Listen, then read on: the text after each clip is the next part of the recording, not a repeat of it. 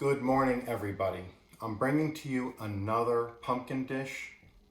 I wanted something really simple because I think people get overwhelmed sometimes when they're dealing with a pumpkin, having to cut it open, remove all the seeds and the stringy stuff, then having to figure out what they're going to do with it. Are they going to make puree? Are they going to roast it? What are they going to do? Well, here's a really, really simple 3-ingredient dish that I think you'll enjoy and find it pretty simple to make. So you don't have to get out all the ingredients for pumpkin cheesecake or pumpkin pie or a pumpkin bread. It's literally 3 ingredients that, other than the pumpkin, hopefully you have in your pantry. So come on back. Okay, so here is the list of ingredients. I have pure New York maple syrup. I have this sent to me. It's from upstate New York. And then I just have some plain old cinnamon. And then I took about 2 tablespoons of that maple syrup and put it in here. Then what I've done is I took 1/4 of a pumpkin and I made little boats out of them. So I got 2 little canoes here. Okay, that's it. So I'm going to take about 1/4 of a teaspoon, maybe a 1/2 teaspoon of cinnamon. And I'm going to mix that in the maple syrup.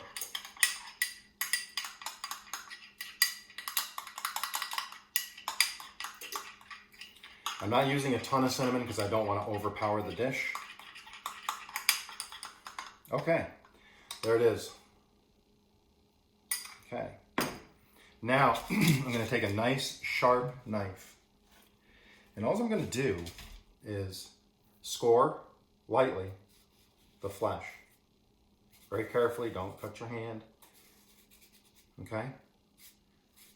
I've preheated the oven.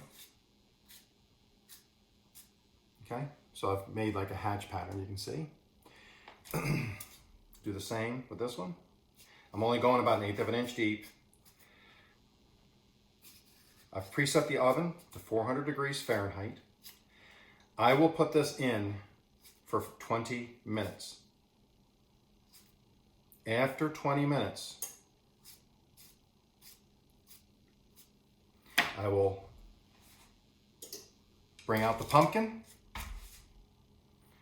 It'll be halfway done. Then I will take my brush and I'll brush all over the surface here the maple cinnamon mixture. I'll put it in for another 10 or 15 minutes because it'll be mostly cooked at that point. I'll let that bake in. It'll caramelize a little bit and then I'll see where I'm at.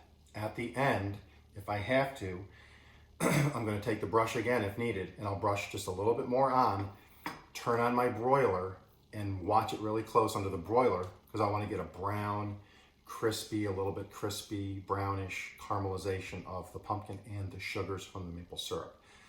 So let's get this in the oven and we'll be back in a few minutes.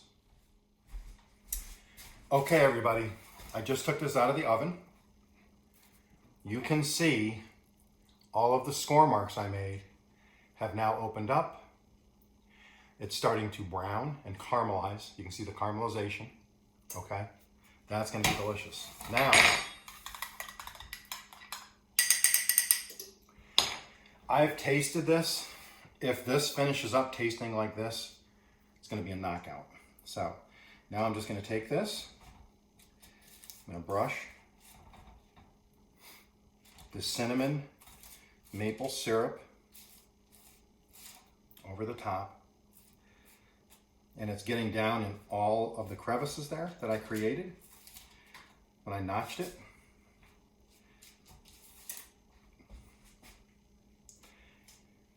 I mean, not to be a wise guy, but if you make this and you have kids, when this is done, they could be eating a nutritious meal while playing tic-tac-toe on their food. I know we tell them not to play with their food, but in this instance, I think it would be okay.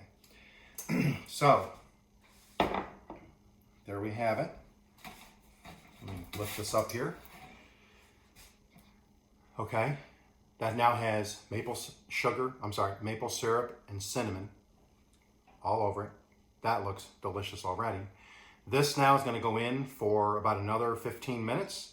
I'll watch it close, and then it will go in under the broiler for a couple of minutes until it browns up nicely. I'll see you back here in a few minutes. Hey everybody, we are back. I just removed the pumpkin from under the broiler that has the maple cinnamon drizzle on it. If you could smell the house right now, it is unbelievable. You get the caramelization smell. So let me get a piece of this off the parchment paper. Okay. You can see the maple cinnamon on top.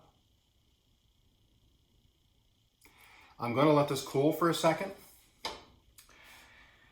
While that's cooling, like I've told you guys the last couple days, I did get a vacuum sealer.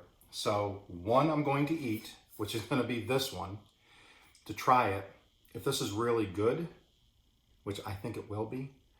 The other one I'm going to put in a bag, vacuum seal it, put it in the freezer, and I'm going to give it about a week, and I'm going to let those flavors infuse more with the vacuum seal on it in the freezer. Take it out about a week and give it a try. I'm doing some tests for my homesteading portion of the channel. So I think it's cool enough now. Looks really good.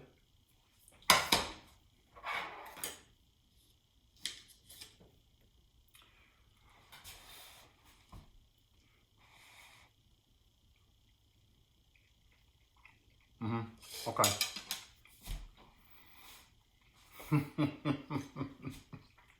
My goodness.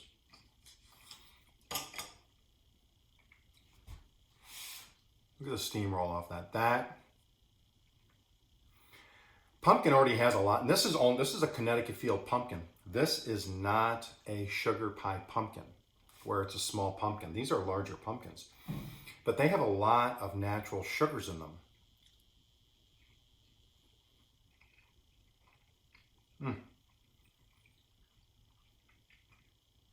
That is the right amount of cinnamon and the right amount of sugar. I'll put that in the description how much I used and brushed it on.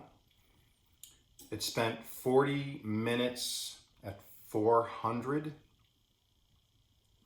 and then about 2 minutes under the broiler. Be careful, you have to watch it when it's under the broiler. It can burn really quick and ruin the dish. But you can take, like you can see, let me see if I can get a picture of it. You see, here, caramelization, that's crispy, and it tastes like, almost like caramel.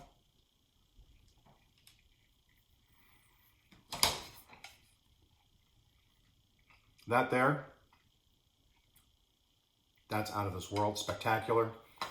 If you don't have any ideas for pumpkin, or you don't feel like messing around, spending a lot of time making pumpkin pie and making the puree and all that, cut the pumpkin up, take a potato peeler, peel the skin, cut some lines in it, put some maple brown sugar, or some maple and some cinnamon or honey. And I think honey would be even better because it'll crisp up more. And I just think it would taste even better. It'll crystallize better. I would give honey a try next time, but one's gonna be eaten right now. One is gonna go in the freezer. Thanks for being here. I hope you really try this because I think you'll enjoy it. You guys all have a great day. See you in the next one.